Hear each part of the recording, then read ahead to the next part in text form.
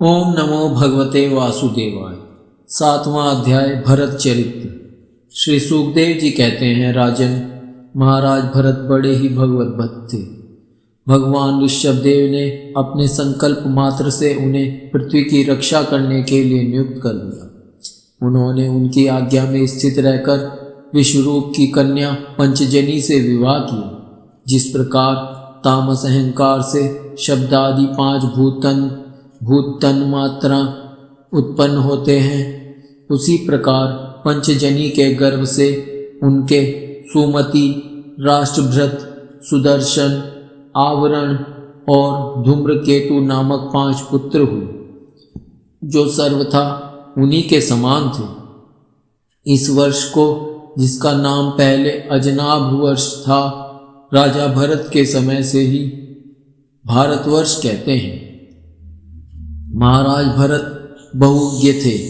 वे अपने अपने कर्मों में लगी हुई प्रजा का अपने बाप दादों के समान स्वधर्म में स्थित रहते हुए अत्यंत वात्सल्य भाव से पालन करने लगे। उन्होंने होता, अधर्व्यु, उद्गाता और ब्रह्मा, इन 4 ऋत्विजों द्वारा कराए जाने वाली प्रकृति और विकृति दोनों प्रकार के अग्निहोत्र, दर्श, पूर्णमास, चातुर्मास्य, पशु और सोम आदि छोटे बड़े क्रतुओं यज्ञों से यथा समय श्रद्धापूर्वक यज्ञ और क्रतुरूप श्री भगवान का यजन किया। इस प्रकार अंग और क्रियाओं के सहित भिन्न भिन्न यज्ञों के अनुष्ठान के समय जब अध्वर्युर्गुण आहुति देने के लिए हवि हाथ में लेते, तो यजमान भरत उस यज्ञ कर्म से होने वाले पुण्य रूप फल को यज्ञ पुरुष भगवान वासुदेव के अर्पण कर देते थे। वस्तुतः वे प्रब्रह्म ही इंद्रादि समस्त देवताओं के प्रकाशक, मंत्रों के वास्तविक प्रतिपाद्य तथा उन देवताओं के भी नियामक होने से मुख्य कर्ता एवं प्रधान देव हैं। इस प्रकार अपनी भगवदर्पण बुद्धि रूप कुशलता से हृदय के राग द्वेष आदि मलों का मार्जन करते हुए वे सूर्यादि सभी यज्ञ भोक्ता देवताओं का भगवान के नेत्रादि अवयवों के रूप में चिंतन करते थे। इस तरह कर्म की शुद्धि से उनका अंतःकरण शुद्ध हो गया। तब उन्हें अंतर्यामी रूप से विराजमान हृदयाकाश में ही अभिव्यक्त होने वाले ब्रह्मस्वरूप एवं महापुरुषों के लक्षणों से उपलक्षित भगवान वासुदेव में जो श्रीवत्स, कौस्तुभ, वनमाला, चक्र, शंख और गदा आदि से सुशोभित तथा नारदादि निजजनों के हृदयों में चित्र के समान निश्चल भाव से स्थित रहते हैं, दिन दिन वेग पूर्वक बढ़ने वाली उत्कृष्ट भक्ति प्राप्त हुई। इस प्रकार 1 करोड़ वर्ष निकल जाने पर उन्होंने राज्य भोग का प्रारब्ध छीन हुआ जानकर अपनी भोगी हुई वंश परंपरागत संपत्ति को यथा योग्य पुत्रों में बांट दिया। फिर अपने सर्व संपत्ति संपन्न राजमहल से निकलकर वे पुलहाश्रम हरिहर क्षेत्र में चले गए। इस पुलहाश्रम में रहने वाले भक्तों पर भगवान का बड़ा ही वात्सल्य है। वे आज भी उनसे उनके इष्ट रूप में मिलते रहते हैं।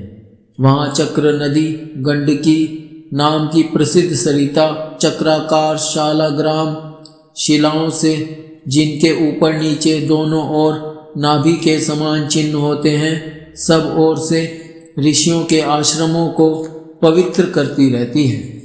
उस पुलहाश्रम के उपवन में एकांत स्थान में अकेले ही रहकर वे अनेक प्रकार के पत्र, पुष्प, तुलसी दल, जल और कंदमूल, फल आदि उपहारों से भगवान की आराधना करने लगे। इससे उनका अंतःकरण समस्त विषयाभिलाषाओं से निवृत्त होकर शांत हो गया और उन्हें परम आनंद प्राप्त हुआ।